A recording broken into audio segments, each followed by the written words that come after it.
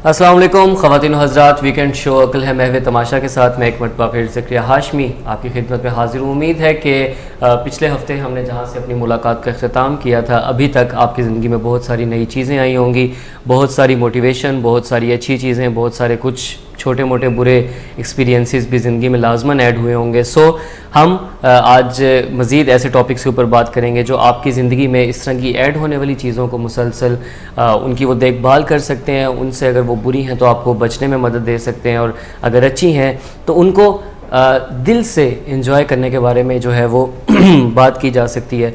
सो सबसे पहले प्रोग्राम में मैं अपने जो पैनल में मेरे साथ मौजूद हैं प्रोफेशनल्स, उनका तारुफ करवाता चलूँ। सबसे पहले हमारे साथ मौजूद हैं miss Shumaila Batool, and miss Shumaila Batool is working as a clinical psychologist in Willing Ways, and she is also serving as assistant director Willing Ways. उसके अलावा अपनी काफ़ी सारी जो हैं वो एक्सपर्टीज़ भी रखती हैं। उनके साथ ही तशरीफ़ रखती हैं मिस इतरत ज़हरा, और मिस इतरत ज़हरा जो हैं वो बड़ी ग्रिप के साथ हमारे इस प्रोग्राम में अपनी बात रखती हैं और हमेशा से हमें बड़ा हेल्प आउट करती हैं कि हम एक चीज़ को डिफरेंट पॉइंट ऑफ व्यू से देख सकें। And obviously she is working as a clinical psychologist with Willing Ways. उन्हीं के साथ तशरीफ़ रखती हैं मिस तहसीन। मिस तहसीन जो हैं वो भी एज अ क्लिनिकल साइकोलॉजिस्ट हमारे साथ काम कर रही हैं, और उसके अलावा डायबिटीज़ बेसिकली जो है वो उसमें आपकी बहुत अच्छी स्टडी है और आप उसमें एक्सपर्टीज़ रखती हैं।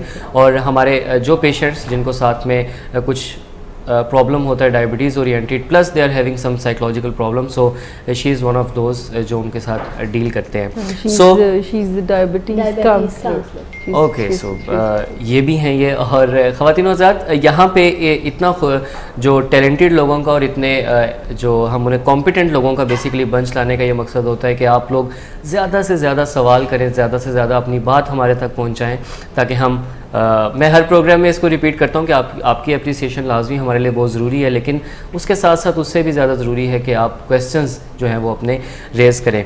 मैम, थोड़ा सा मेरा ख्याल है कि प्रीव्यू देता चलूँ लास्ट प्रोग्राम का, और फिर हम डायरेक्टली अपनी कन्वर्सेशन की तरफ आते हैं। सो ख़वातीन हज़रात, लास्ट प्रोग्राम में हम डिस्कस कर रहे थे कि हमारी ज़िंदगी में बिलीव, अकीदा, यकीन, इन सारी चीज़ों की क्या अहमियत होती है। हमने उसके ऊपर ये बात की कि अच्छा ये बनती किस तरह से है। हमने उसके ऊपर ये बात की कि अच्छा ये अकायद जो है वो हमारी ज़िंदगी में किस हद तक एक इम्पॉर्टेंट रोल प्ले करते हैं। इन सारी चीज़ों के ऊपर बात हुई, और भी काफ़ी सारे पॉइंट्स जो हैं वो हमने डिस्कस किए। उसी प्रोग्राम को कंटिन्यूटी में लेकर चलते हुए हम आज अपने इस प्रोग्राम को लेकर चलेंगे। और सबसे पहला जो क्वेश्चन है, जो पिछले प्रोग्राम से ही बल्कि मेरा जो है वो तिश्नगी थी इस सवाल को पूछने की, लेकिन आज चूँकि we are back, so I can ask you directly, believe या अकीदा, क्या इससे कोई इकसाम भी है कि ये कितनी किस्म के होते हैं, या ये किस किस किस्म के होते हैं? क्या ऐसा कुछ है कॉन्सेप्ट? देखिए, लास्ट प्रोग्राम में जैसे आपने ब्रीफ किया, हमने बात की है क्योंकि हमारे प्रोग्राम का मकसद ही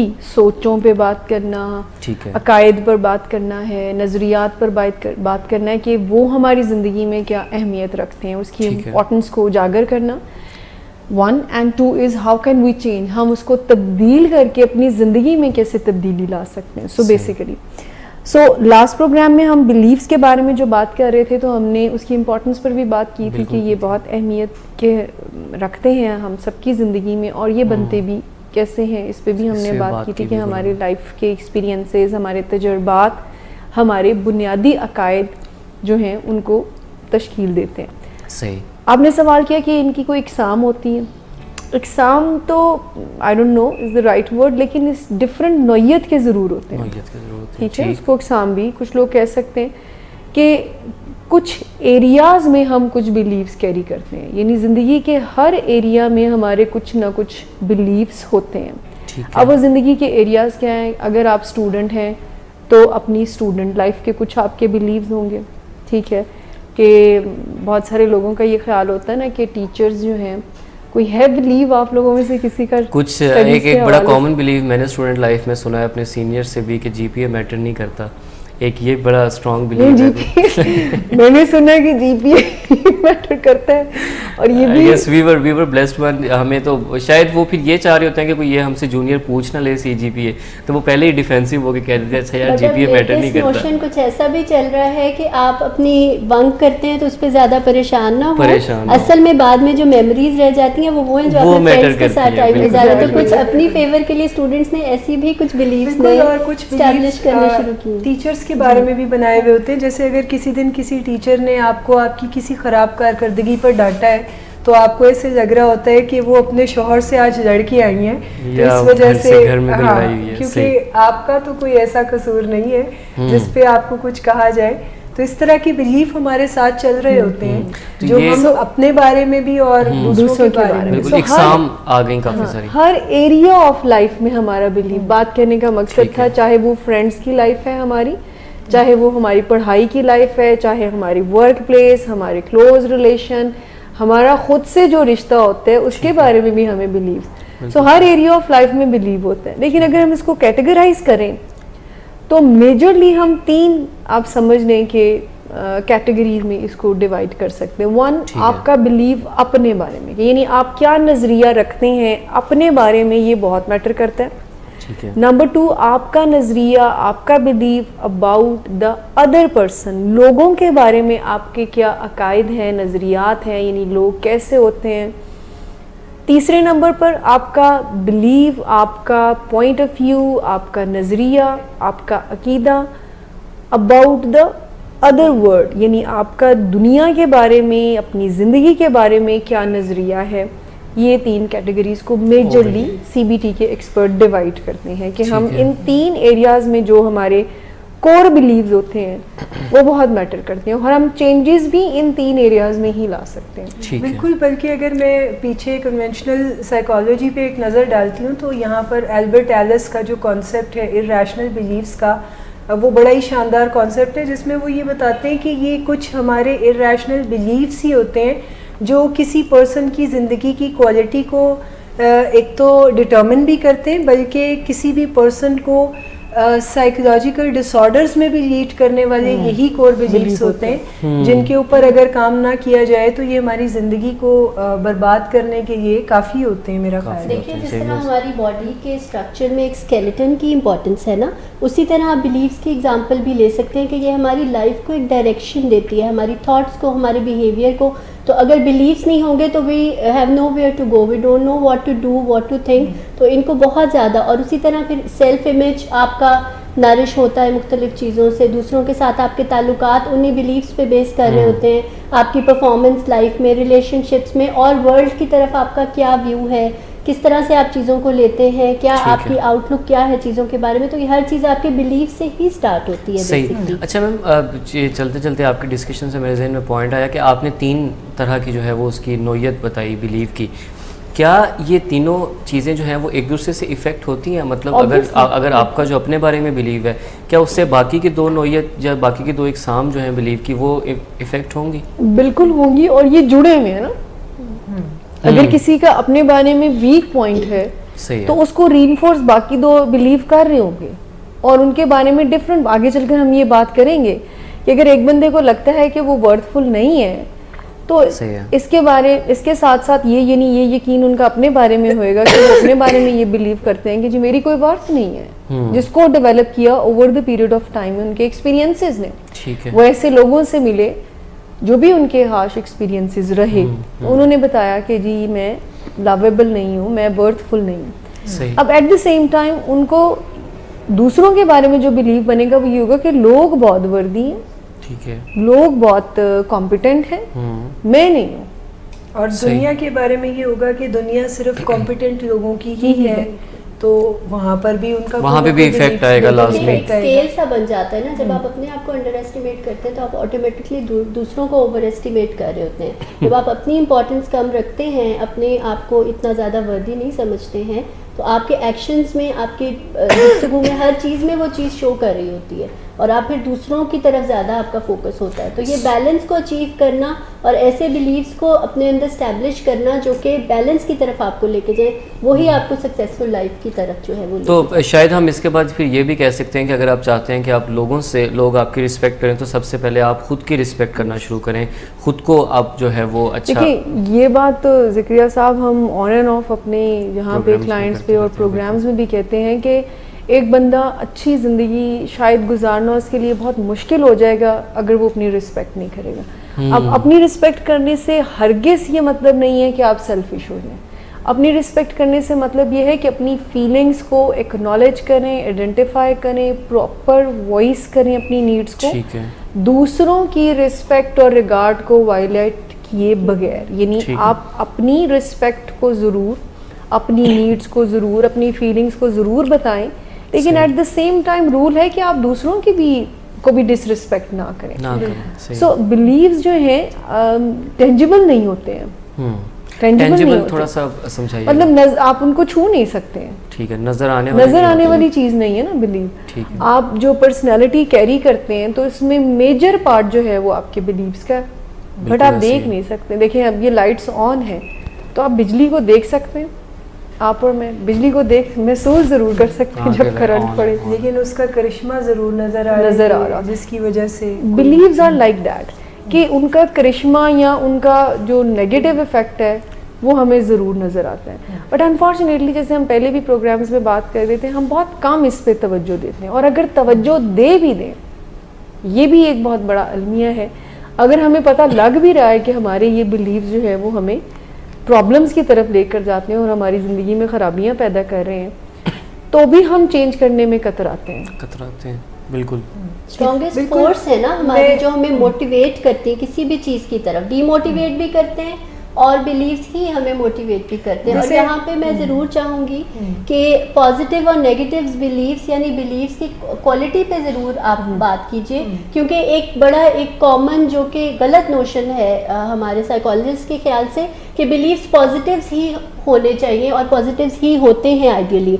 हालांकि पॉजिटिव बिलीव्स और negative beliefs both are okay and both are necessary to have. ठीक है, दोनों के एडवांटेजेस और डिसएडवांटेजेस अपनी जगह हैं। फॉर एग्जांपल थोड़ा सा अगर मैं एलैबोरेट करूं तो पॉजिटिव बिलीव्स जो हैं वो लाइफ में आपको आगे बढ़ने में मदद देते हैं, बट जहाँ पे सेल्फ की बात आती है तो अगर आप बहुत ज़्यादा ओवर कॉन्फिडेंट हो जाएं और अपने नेगेटिव पॉइंट्स को ही आप ओवरलुक करें, उनको डिस्काउंट करें और आप उनको करेक्ट करने की कोशिश ना करें, तो वहाँ पे फिर प्रॉब्लम स्टार्ट होती है। राइट, इसी तरह से अगर आप बहुत ही ज़्यादा पॉजिटिव राय रखते हैं लोगों के बारे में, उनके रवैयों के बारे में, और आप कहें कि अगर मैं फेयर हूँ तो दुनिया भी फेयर है, समटाइम्स आपका एडवांटेज लेने की under every situation, under every circumstances लोग कोशिश करते हैं, तो वहाँ पे फिर उन नेगेटिव पॉइंट्स को एक्नॉलेज करना आपके लिए आगे बढ़ने के लिए ज़रूरी हो जाता है। राइट, फिर जहाँ पे नेगेटिव बिलीव्स की बात आती है, नेगेटिव बिलीव्स जैसे कि मैंने कहा कि कुछ सिचुएशंस में ज़रूरी होते हैं, जो नेगेटिव है उसको आपने नेगेटिव मानना है, बट जहाँ पे वो फिक्स हो जाते हैं ना, हम जहाँ पे हम कहीं स्टक हो जाते हैं और हमें प्रोग्रेस करने में आसानी नहीं हो रही होती, हम फ्लेक्सिबल नहीं रहते, वहाँ पे वो नेगेटिव बिलीव्स हमें तंग करते हैं। यानी कि हम मार्जिन ही फिर नहीं रखें अगर आगे बढ़ने का, चीज़ों को बेहतर करने का, पॉजिटिव्स अगर कुछ सिचुएशन में या उस बंदे के अंदर है तो हम उनको भी डिसरिगार्ड कर दें, तो प्रॉब्लम वहाँ पे आती है। सही है, तो लेकिन मैं अब यहाँ पे कंफ्यूज हूँ, मैं थोड़ा सा कंफ्यूज हो गया हूँ वो इस तरह से कि अच्छा पॉजिटिव बिलीव्स भी हैं, नेगेटिव बिलीव्स भी हैं। अब समझना इनको एक तो बड़ा मुश्किल काम है कि अच्छा क्या पॉजिटिव है क्या नेगेटिव है, और अगर आप इनको समझ गए हैं कि अच्छा ये पॉजिटिव है तो इसकी ज़रूरत नहीं है, यहाँ पे नेगेटिव होना चाहिए, या ये नेगेटिव है इसकी ज़रूरत नहीं है यहाँ पे पॉजिटिव, ये जो ट्रांसफॉर्मेशन का ये एक है, तो ये जो एक प्रोसेस है, ये आप थोड़ा सा जो है वो अगर एक्सप्लेन करेंगे किस तरह से किया जा सकता है। I try to help you कि जैसे मिस ने बहुत इंपॉर्टेंट बात की कि सम टाइम लोग ये समझ रहे होते हैं कि शायद हमारे प्रोग्राम करने का मकसद ये है कि इंस्टेड ऑफ नेगेटिव थिंकिंग आप पॉजिटिव थिंकिंग सब पॉजिटिव कर दें। ऐसा करना कहना बहुत आसान होता है, but it takes time and effort, और इसमें हमारा मकसद ये नहीं है। हमारा मकसद ये है कि आप अपनी थॉट्स को एक्नॉलेज और आइडेंटिफाई करें, न्यूट्रल थिंकिंग को भी लेकर आए, यानी ज़रूरी नहीं है कि पॉजिटिव और नेगेटिव हो, कोई न्यूट्रल सी थिंकिंग भी हो सकती है। पॉजिटिव और नेगेटिव बिलीव्स का इटसेल्फ, ये कहने का मकसद ये है कि दोनों ही हमें ज़िंदगी में हेल्प कर सकते हैं और करते हैं। अगर कोई नेगेटिव बिलीव पर फिक्स हो जाता है और वो इनफ्लेक्सिबल फील करता है, यानी वो लचक नहीं दिखाता उसको चेंज करने में, तो ये प्रॉब्लम है। मिसाल के तौर पर किसी स्टूडेंट का ये बिलीव बन जाता है कि फलां सब्जेक्ट बहुत मुश्किल है और मेरे बस का काम ये नहीं है और मैं ये नहीं कर सकता, ठीक है। अब ये बिलीव अगर फ्लेक्सिबल नहीं है, अगर ये फिक्स्ड है, इनफ्लेक्सिबल है, गैर लचकदार है, कोई स्पेस नहीं बनाई जाती, तो ये प्रॉब्लम करेगा। एक बात समझ आई? सही है। और एट द सेम टाइम अगर ये कोई समझता है कि ये सब्जेक्ट तो पीस ऑफ केक है, तो ये पॉजिटिव हो गया ना। बिल्कुल। और ये भी अगर इनफ्लेक्सिबल है, देखिए हमारी एक टीचर थी तो वो उर्दू की, वो कहती थी बच्चे उर्दू इसलिए नहीं पढ़ते कि बहुत आसान है, इंग्लिश इसलिए नहीं पढ़ते कि बहुत मुश्किल है, कुछ इंग्लिश इसलिए पढ़ते हैं कि बहुत आसान है और उर्दू इसलिए नहीं पढ़ते कि बहुत मुश्किल है। सो कहने से मुराद ये है कि fixation is the problem, in fact inflexibility is the problem. जैसे हमारे यहाँ पर जो पेशेंट्स होते हैं ना, सम टाइम उनको लगता है कि 2 हफ्तों के बाद, 3 हफ्तों के बाद इंडोर में उनको लगता है कि अब वो बिल्कुल रिकवरी में है, अब वो प्रॉब्लम तो उनकी ज़िंदगी में आ ही नहीं सकती है। ठीक है। ड्रग तो वो छोड़ चुके हैं वो, और वो ड्रग दोबारा नहीं करेंगे। अब ये जो पॉजिटिविटी है, नाउ यू टेल मी, सिर्फ इस पॉजिटिविटी के साथ वो रिकवरी ले जा सकते हैं? नहीं। ठीक है ना।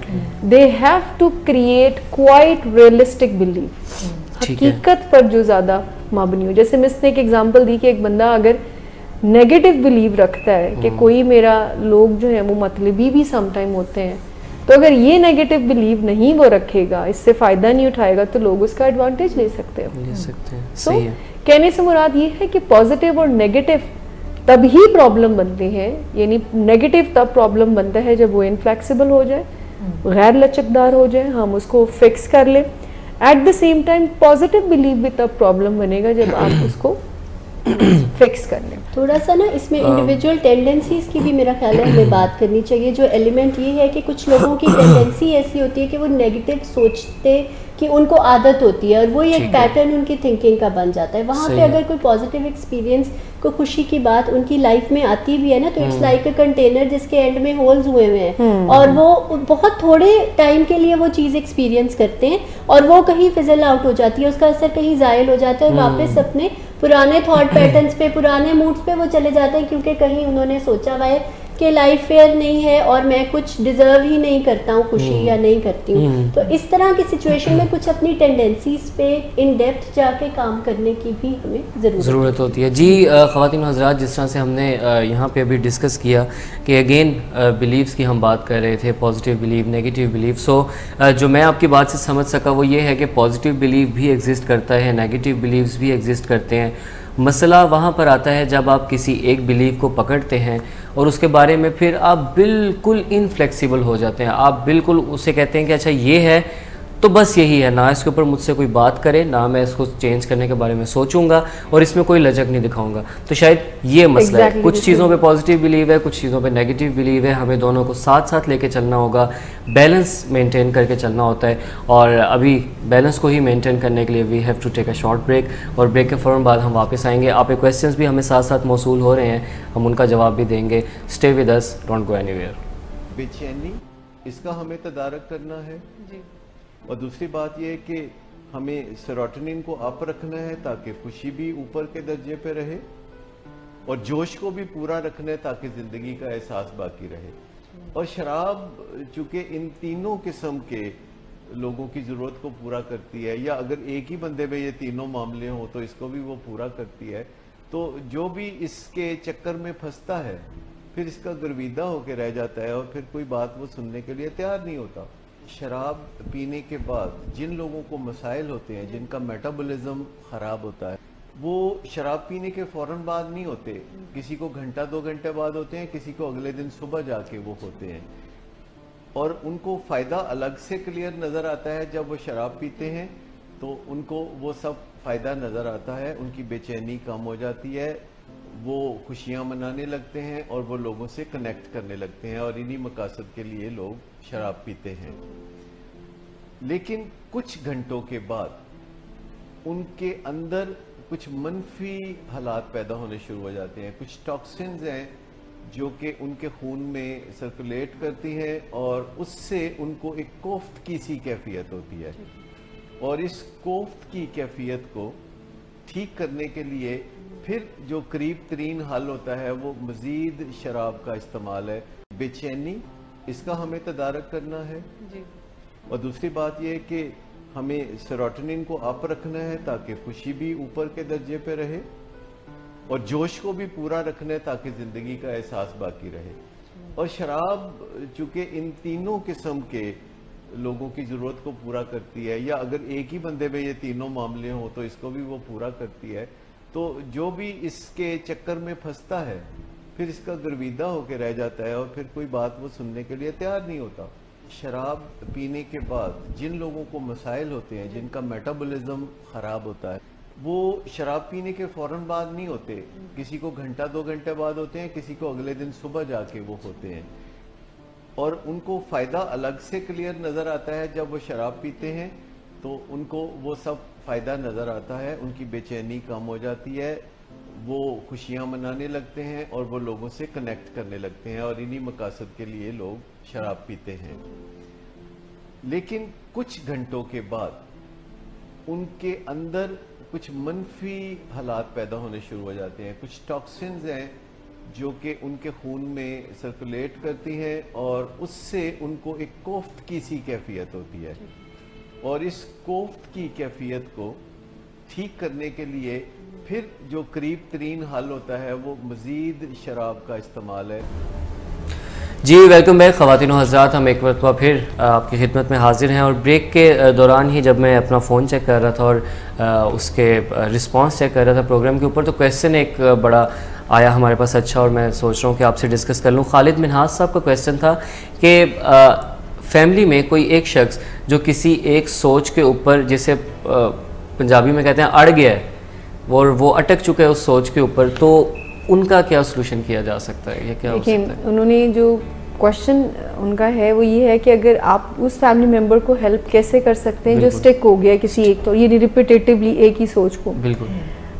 फैमिली मेम्बर कैसे इसको हेल्प कर सकता है? तो अपना फीडबैक देकर, अपना सपोर्ट देकर। ठीक है। कभी भी जब भी हम किसी को हेल्प करते हैं ना ऐसी सिचुएशन में, जब कोई बैड मूड के साथ है और कोई स्टबन, ठीक है, सो कभी भी उनको ऑफेंसिव वे में नहीं आपने डील करना। ठीक है। और ये नहीं कहना है कि the way of thinking you have right now ये गलत है, बिकॉज अगर उनको इसके अलावा अच्छा आता हो तो वो ये कर लेना। सही। So the point is that कि आप फीडबैक ऐसा उनको दे सकते हैं कि इन योर ओपिनियन, कि आप ये कह सकते हैं कि मुझे लगता है, मेरे ख्याल से ये जो आप एक सोच के ऊपर स्टिक हो गई हैं या हो गए हैं, तो आपको इसको चेंज करने की ज़रूरत है। सही है। आप क्यों कर रही हैं, कैसे करना है, ये फिर बाद में। पहले आप अपना फीडबैक ज़रूर दें, एक रियलाइजेशन वाला, और ज़्यादा लंबी चौड़ी बात नहीं, उसमें आप अपना सिर्फ फीडबैक दें कि मुझे लगता है कि आप एक ही थॉट पर स्टिक हो गए हैं and you should change it. और इसमें ये भी बड़ा ज़रूरी है कि जो थॉट हमने चेंज करनी हो उसके पीछे कोई ना कोई वजह भी तो होती है ना। जैसे एक ही थॉट पे अगर कोई फिक्सेट होता है तो वो थॉट बहुत बड़ी हर्डल बन जाती है उस पर्सन की ज़िंदगी में। बहुत सारे अचीवमेंट्स के रास्ते में वो एक रुकावट बन जाती है।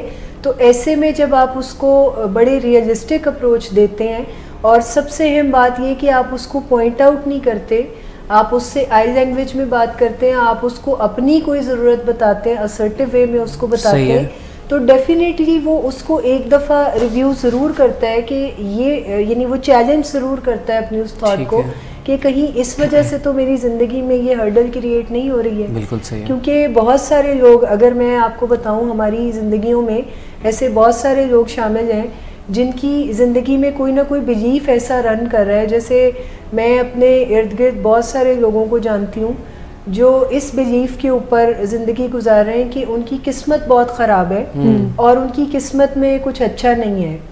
तो मैं उनको एक थॉट ज़रूर प्रोवोक कर देती हूँ उनके अंदर कि कभी इस इल्यूजन से बाहर आके भी देखें कि सब चीज़ें किस्मत ने ही प्लान नहीं की हुई, कुछ चीज़ें तो हमारे अपने हाथ में हैं। यानी वो जब आप किस्मत को ब्लेम करते हैं तो ये थॉट आप, यानी जब आप इसके साथ फिक्सेट हो जाते हैं तो फिर आपको ऐसे लगता है कि कुछ भी करने का नहीं है मेरी ज़िंदगी में, क्योंकि मेरी किस्मत में कुछ अच्छा नहीं है। और आपकी जो यानी ये थॉट है वो हर्डल बन जाती है आपके रास्ते का। और एक सबसे इम्पोर्टेंट बात में सितरत की बात से मुझे ज़हन में आ रही है कि फिर जब जैसा आपका बिलीव होता है ना वैसा आपके साथ होता भी है। मतलब अगर आपको लगता है कि I can not do anything तो फिर आप कुछ भी नहीं कर सकते। जैसे अगर किसी एक स्टूडेंट को लगता है कि पढ़ाई करना बहुत मुश्किल है तो वाकई में उसके लिए बहुत मुश्किल हो जाता है। सो बात दरअसल ये है कि हमें अपने आप को ज़रा फ्लेक्सिबल रखने की ज़रूरत होती है। अगर आपका बिलीव आपको नुकसानात दे रहा है, प्रॉब्लम्स दे रहा है, तो there is the need to change. There is a need to. अच्छा मैम, इसी के साथ एक और क्वेश्चन हमारे पास है। मैं मिस तहसीन से स्पेसिफिकली उसके बारे में कहूँगा कि जवाब दें। क्वेश्चन खालिद राही साहब का है और वो ये पूछ रहे हैं कि बेसिकली उनका मफ़हूम ये है कि अल्लाह ताला ने दीन नाजिल फरमाया है, लेकिन अक़ीदे, अकायद, मसलक, फ़िरके, ग्रोह और फ़िक़्ह नाजिल फरमाए हैं। ये उन्होंने हमसे क्वेश्चन किया बेसिकली। सो वो ये पूछना चाह रहे हैं कि जो आज के टाइम में डिफरेंट इस तरह की चीज़ें हमारे सामने आ गई हैं तो वो किस वजह से सामने आई और उनको कैसे देखा जा सकता है? देखिए, अगर स्पेसिफिकली ये इस्लाम, मज़हब इस्लाम के बारे में बात कर रहे हैं तो दीन का हिस्सा होते हैं अक़ीदे, और इस्लाम में भी हमें बहुत ही क्लियर, बहुत ही स्पेसिफिक वे में कुछ बुनियादी अकायद बताए हैं जिन पर हम पूरे उतरते हैं तो हम मुसलमान होने के मेरिट को पहुँचते हैं, नहीं तो मीट करते हैं, नहीं तो नहीं पहुँचते। ठीक है, ये मज़हब जो है बहुत ही ज़्यादा फ्लेक्सिबल, बहुत ही ज़्यादा सिंपल है, कोई कॉम्प्लिकेशन नहीं है, कोई रिजिडिटी नहीं है। अगर कोई रिजिडिटी, कोई सफोकेशन हम आजकल के माशरे में महसूस करेंगे, शायद हर दौर में इस तरह के मसले मसाइल होते रहे हैं जो कि कुछ एक ख़ास फ़िरका या कुछ लोगों का, कुछ 1-2% जो सोसाइटी का एक होता है सेक्ट, वो क्रिएट कर रहे होते हैं कहीं ना कहीं। तो वहाँ पे फिर मज़हब के अंदर उसकी आप कमज़ोरी नहीं ढूंढ सकते हैं। वो कोई शख्सी कमज़ोरियाँ हैं, वो कोई हमारी अपनी कुछ वीकनेसेस हैं, कुछ हमारी अपनी चॉइसेस हैं जो कि कहीं मज़हब की दूरी की गमाज़ी ज़रूर करती हैं, मज़हब से कुर्बत नहीं शो करती। देखिए वही बात है कि रिजिडिटी या फिक्सेशन हो जाना, एग्जैक्टली ये वो बात है जिसमें कि अकीदे का अपनी जगह होना या ना होना मैटर नहीं करता, उसके साथ रिजिड हो जाना, उसके साथ फिक्सेट हो जाना, किसी की शख्सियत में से लचक को ख़त्म कर देना, ये वो है जो आपके चीज़ नुकसान कॉन्सिक्वेंसेस से पता चलता है ना। तो इसके लिए आज के दौर की तो मैं समझती हूँ ज़रूरत हमेशा से ज़्यादा अब है कि हर इंसान, हर मुसलमान अपने मज़हब से जितना क्लोज़ हो जाए, जितना ज़्यादा जाने, उतने ही ये मसले मसाइल, मुझे लगता है इंडिविजुअल लेवल पे अगर हम एफर्ट्स करेंगे तो ये आप देखेंगे कि कम होते हुए रोज़ ब रोज़, दिन ब दिन आपको नज़र आएंगे। और मैम इसको हम एक इस तरह से कह सकते हैं कि आप किसी एक थॉट के ऊपर फिक्स हो गए और आप उससे बिल्कुल हटना नहीं चाह रहे, तो क्या ये एक्सट्रीमिज़म आप इसको कह सकते हैं किसी तरह से थॉट के हवाले से एक्सट्रीमिज़म? क्या आप रिजिडिटी तो डेफिनेटली कह सकते हैं ना, तो एक्सट्रीम बिहेवियर्स भी ऐसे ही बन रहे होते हैं ना कि आप कहते हो कि जो मेरा पॉइंट ऑफ व्यू है यही राइट है। आप देखिए लोगों में कॉन्फ्लिक्ट और लड़ाइयाँ क्यों होती हैं? बिल्कुल इसी पॉइंट के ऊपर होती है कि वो सुनने के लिए तैयार नहीं होते, उनको लग रहा होता है कि जो हमारा पॉइंट ऑफ व्यू है ये ज़्यादा वैलिड है, ये ज़्यादा पावरफुल है, और अपने तौर पर वो हर एक जिसको कहते हैं ना कि क्राइटेरिया को मीट कर रहे होते हैं कि हमारा जो पॉइंट ऑफ व्यू है यही वैलिड है, हम जो बात कर रहे हैं यही सही है। असल में एब्सोल्यूट जो है ना वो बहुत ही कम चीज़ें हैं, बाकी चीज़ें ऐसी हैं जो कि डिबेटेबल होती हैं, कुछ चीज़ें कंट्रोवर्शियल होती हैं, तो वहाँ पे एक बेनिफिट ऑफ डाउट देना, रिसर्च का, डायलॉग का ऑप्शन ओपन रखना बहुत ज़्यादा ज़रूरी होता है। जब हम वो बंद कर देते हैं और हम कहीं जिद पकड़ लेते हैं या स्टबर्ननेस में आ जाते हैं, वहाँ से फिर मसले बढ़ना शुरू होते हैं। जो बिल्कुल, और यही एक ऐसा पॉइंट है जिसके ऊपर हमें कहते हैं कि अच्छा, जब चूँकि इन्होंने दीन के हवाले से स्पेसिफिकली बात की, तो कोई भी दीन इस तरह की रिजिड थॉट्स और इस तरह के एक्सट्रीम बिहेवियर्स की जो है वो मेरा ख्याल है इजाज़त नहीं देता।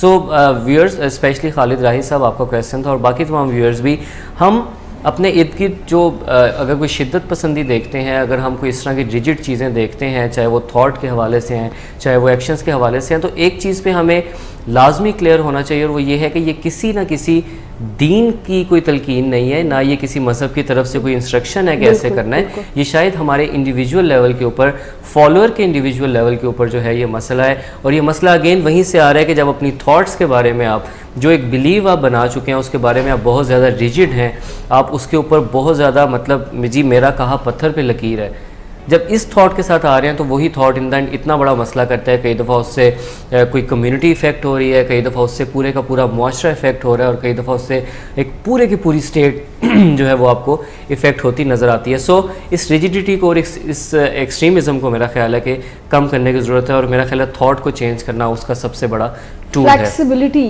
इज़ द आंसर कि हमें फ्लेक्सिबल होना चाहिए, हरफ आखिर नहीं है हमारी बात, और हमें हमेशा बिकॉज इंसान का नाम ही है कि वो मिस्टेक करेगा और मिस्टेक करके सीखना इंसान की खूबसूरती है, ठीक है।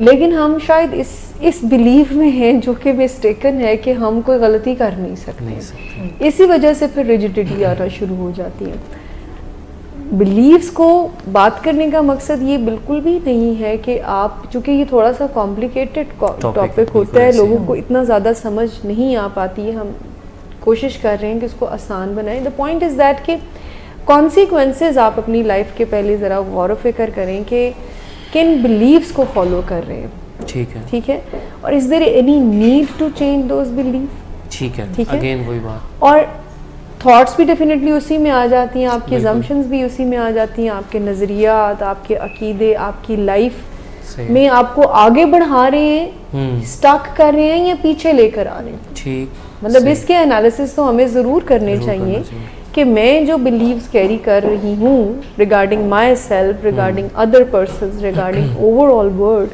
तो क्या मुझे ये आगे बढ़ा रहे हैं, क्या मुझे ये पीछे लेके जा रहे हैं, या मुझे फिक्स कर दिया उन्होंने, स्टक कर दिया उन्होंने, या मेरी ज़िंदगी की क्वालिटी को उन बिलीव्स के नतीजे में उस पर क्या इफ़ेक्ट आ रहा है। जैसे मैं यहाँ पर एक एल्बर्ट एलिस की लिस्ट में से एक बिलीव को यहाँ पर डिस्कस करना चाहूँगी। जैसे अक्सर हमारे जहनों में आता है कॉलेज लाइफ में ख़ास तौर पे कि हमारा जो दोस्त है उसको किसी और का दोस्त नहीं होना चाहिए, यानी हम उसको पोजेस कर रहे होते हैं अपने दोस्त के तौर पर। अब अगर मैं आपसे कहूँ कि इस एक बिलीफ को आप चैलेंज करके देखें तो आपकी लाइफ कितनी वर्स हो जाती है, आपकी लाइफ, क्योंकि आप किसी और के बारे में कोई रिजिड थॉट फिक्स कर रहे हैं कि उसको ऐसा नहीं करना चाहिए, उसको किसी और से दोस्ती नहीं करनी चाहिए, तो फिर उसके नतीजे में जब वो पर्सन आपके मुताबिक नहीं चलता, क्योंकि कोई भी आपके मुताबिक नहीं चलता, तो फिर उसके नतीजे में आपकी ज़िंदगी पे उसके क्या इफ़ेक्ट आते हैं अपने इस रिजिड बिलीफ के साथ।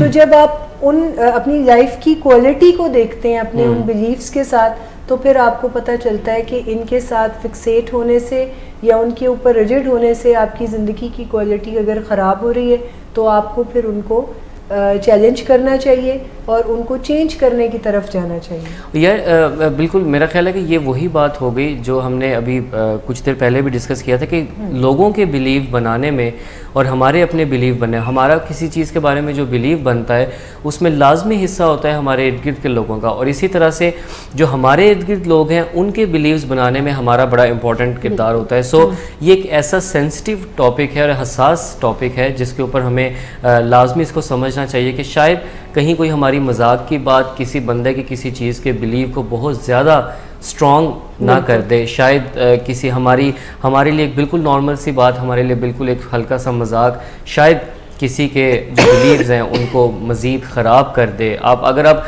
मजाक में हम अब जैसे अब अक्सर ग्रुप्स में चलता है कि अच्छा मजाक में एक लड़का या एक लड़की या ग्रुप मेट एक जो है वो बहुत ज़्यादा कॉन्फिडेंट नहीं है फैसलों के बारे में, तो पूरे का पूरा ग्रुप उसको क्रिटिसाइज़ करना शुरू कर देता है और इन द एंड उसका बिलीव भी स्ट्रॉन्ग होता जाता है कि अच्छा मैं वर्थलेस हूँ और मैं इस तरह की चीज़ जो है वो कभी भी कोई अच्छी चीज़ नहीं कर सकता हूँ। फिर वही आपको शायद नज़र आता है किसी किस्म की लीड लेने से भी वो भागता है कि जी मुझसे नहीं होगा, आई एम लेस कॉन्फिडेंट। सो ये जो ख़वातीन और हज़रात सोसाइटी के पॉइंट ऑफ व्यू से अगर आप इसको देखें तो ये एक ऐसी इम्पॉर्टेंट चीज़ है जिसका हमें सबको ख्याल रखना चाहिए। अगर हम एक दूसरे को उनके बारे में कोई अच्छे बिलीव्स नहीं दे सकते हैं तो एटलीस्ट हमें बुरे बिलीव्स भी। इस्लाह के लिए बात करना अगेन एक मेरा ख्याल है डिफरेंट चीज़ है, लेकिन बिल्कुल ही आप अपनी चीज़ के ऊपर रिजिड हो जाएंगे, ये है ही पागल, ये है ही कम अकल, ये है ही कम तजर्बाकार। सो मेरा ख्याल है इस तरह की चीज़ों से हमें इसको अवॉइड करना चाहिए। में ना अपने जो अल्फाज का चुनाव है इस पर बहुत ज़्यादा ध्यान रखना चाहिए क्योंकि वो बहुत ज़्यादा डीपली इम्पैक्ट करते हैं। जो भी अल्फाज आप इस्तेमाल करते हैं किसी के लिए, बेशक मजाक में इजराह मजाक आप करें या जिस तरह भी है, तो ना तलवार की धार से ज़्यादा अल्फाज का असर इंसान के ऊपर होता है और जो कि बहुत लॉन्ग टर्म जिसके इफ़ेक्ट्स आप देखते हैं। तो इन चीज़ों के मामले में बहुत मुहतात तरीके से आपको चलना चाहिए। प्रोग्राम को वाइंड अप करने की तरफ चलते हैं। कंक्लूडिंग रिमार्क्स मैं चाहूँगा कि अगर आप लोग तीनों जो हैं वो एक दफ़ा दे दें, ताकि तब तक अगर हमारे पास कोई क्वेश्चन भी मज़ीद आ जाता है तो हम उसको डेफिनेटली देखेंगे, बट कंक्लूडिंग रिमार्क्स अगर आप देना चाहें। देखिए, मैं इस बारे में ये कहना चाह रही हूँ जिसको हम नेक्स्ट अपनी प्रोग्राम में भी डिस्कस करेंगे कि जिस तरह से हम अपनी सोचों को रिप्लेस कर सकते हैं। हमने ये बात की हुई है कि सोचें कभी भी स्टॉप नहीं होती, नेगेटिव थॉट्स, और उनको हम रिप्लेस करते हैं विद द न्यू वन। और उसमें कुछ टेक्निक्स होती हैं, जैसे हम कहते हैं कि अगर इसका कोई एविडेंस है, कोई सबूत है कि मैं वर्थलेस हूँ, तो फिर मैं इसको कैरी करूँ, तो मुझे इसको रिप्लेस करना है। बिलीव्स को आप रिप्लेस नहीं कर सकते क्योंकि सम टाइम बिलीव्स इतने स्ट्रांग होते हैं कि एविडेंसेस नहीं भी मिल रहे होते हैं ना, तो फिर भी हम वो बिलीव करना शुरू कर देते हैं। ठीक है, मतलब अगर किसी को ये लगता है कि मैं अच्छे ग्रेड्स नहीं ले सकता और उसके अच्छे ग्रेड्स आ जाते हैं, तो वो कहेगा पता नहीं कोई वजह हो गई है, टीचर ने, अल्लाह का कोई करम हो गया है और उसको नज़र नहीं आया होना, वो ओन नहीं कर रहा होता। मतलब हमें एविडेंसेस मिल भी रहे हों तो फिर भी सम टाइम हमारे बिलीव्स जो है नेगेटिव वो विन कर जाते हैं। So how can we change our beliefs, ये सबसे बड़ा क्वेश्चन है। तो इस पर हम नेक्स्ट भी डिस्कशन करेंगे, बट इसमें एक्सपर्ट्स हमें ये बताते हैं कि हम एविडेंसेस की बुनियाद पर अपने नज़रियात को चेंज करना शायद मुश्किल हो। वो गाइडलाइन ये देते हैं कि आप अपने नए बिलीव्स बनाएं, नेगेटिव बिलीव्स को वहाँ पर रहने दें, बट आप नए बिलीव्स बनाएं, उनके एक्सपीरियंसेस को, जो नए बिलीव्स हैं आपके, नए अकीदे, नए नज़रियात की, जैसे अब से ऑनवर्ड मैं ज़िंदगी को मैक्सिमम लिव करूँगा, ठीक है, अब से ऑनवर्ड ये नया आपका बिलीव बना, सही है, कि अब से आगे मैं ज़िंदगी में अपनी हर गलती से सीखूंगा, ठीक है, हर इवेंट से सीखूंगा। सही है। अब एक नए बिलीव के जितने भी तजुर्बात हैं आपके, उनको नोटिस करें और अपने नए बिलीव को स्ट्रेंथन करें, इंस्टेड ऑफ के नेगेटिव बिलीव को के साथ कोई रिप्लेसमेंट वो मुमकिन नहीं है। So start building new beliefs, नए नज़रियात बनाएं अपने बारे में, लोगों के बारे में, अपनी लाइफ के बारे में, और उसको जो आप समझ लें एडवोकेट कर रहे हैं, उसको जो रीइंफोर्स जो तजर्बात कर रहे हैं उसको एक्नॉलेज करना शुरू करें ताकि नए बिलीव स्ट्रेंथन होना शुरू हो। बेहतरीन, जी मैम। और मैं इसमें थॉट टू पॉन्डर एक यही देना चाहूँगी कि अगर आप देख रहे हैं कि आपको डिज़ायरेबल रिजल्ट्स अपनी लाइफ में या वो कॉन्सिक्वेंसेस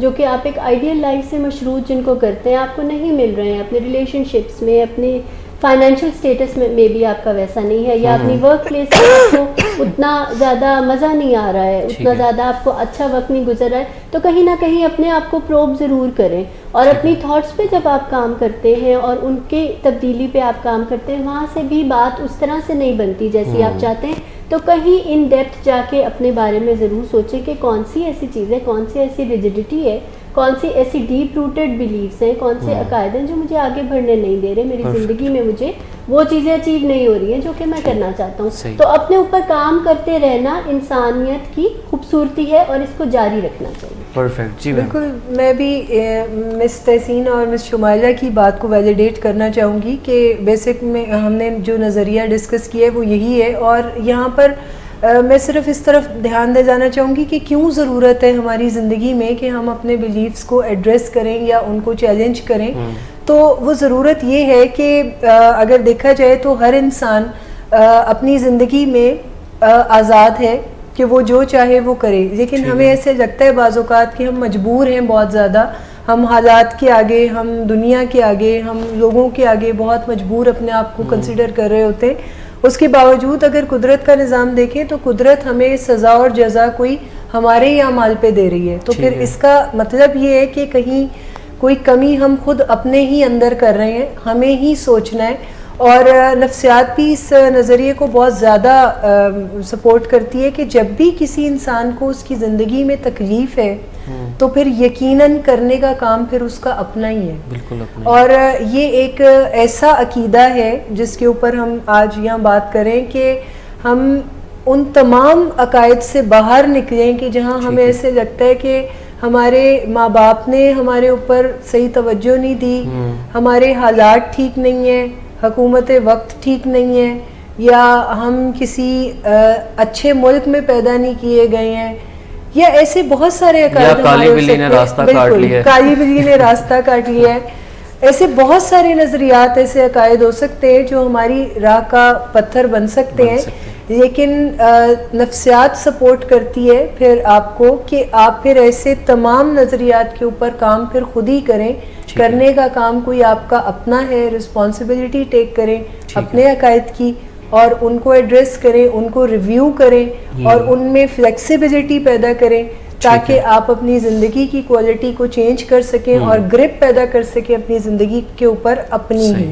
सो ये एक आज के प्रोग्राम का साइनॉप्सिस है। इसमें ना मुझे वेन डायर, एक साइकोलॉजिस्ट बड़े गुजरे हैं, उनकी बात याद आ रही। उन्होंने कहा कि उनकी एक बुक है you will see it when you believe it, उसमें उन्होंने कहा कि ज़िंदगी में हर चीज़ बहुत परफेक्ट अल्लाह ताला ने बनाई है, जो भी कुछ होता है उसका कोई ना कोई पर्पस ज़रूर होता है। ये उनको लगता है कि ये बिलीव ड्राइविंग फोर्स होना चाहिए कि जो भी आपके साथ आपकी ज़िंदगी में हो रहा है बिल्कुल परफेक्शन है उसमें और हर चीज़ ठीक तरह से हो रही है, डिसाइडेड ऐसा होना चाहिए। आप क्या करते हैं, you have to focus on it. Perfect. So like as usual very well explained. और ख़वातीन और हज़रात, डिस्कशन को हम कोशिश करते हैं कि आराम आराम से इतना डीप ले जाएं कि आप लोग भी हमारे साथ जो हैं वो उस चीज़ के असल बेसिस की तरफ, असल जड़ की तरफ जो है वो जा सकें और उसको जान सकें। सो आप सब लोगों का बहुत शुक्रिया हमारे साथ रहने के लिए, और आप सब लोगों का जो अप्रिसिएशन है और जो आपके क्वेश्चंस हैं वो डेफिनेटली हमें सपोर्ट करते हैं। इस प्रोग्राम को लाने का वंस अगेन यही मकसद है, मैं हर दफ़ा रिपीट करता हूँ, और वो ये मकसद है कि अपनी ज़िंदगियों में हमें कहीं ना कहीं बेहतरी की ज़रूरत होती है। तो शायद इस प्लेटफॉर्म के थ्रू हम ये कोशिश करते हैं कि हम शायद किसी की ज़िंदगी में बेहतरी का एक रीज़न बन सकें। खुश रहें, अपने इर्द गिर्द के लोगों को खुश रखें, अपने इर्द गिर्द के लोगों के साथ एक बेहतर ताल्लुक़ बना के चलें ताकि ultimately we may become a better, healthy and peaceful society. अपना ख्याल रखिए। अल्लाह आप सबका हामी और नासिर हो।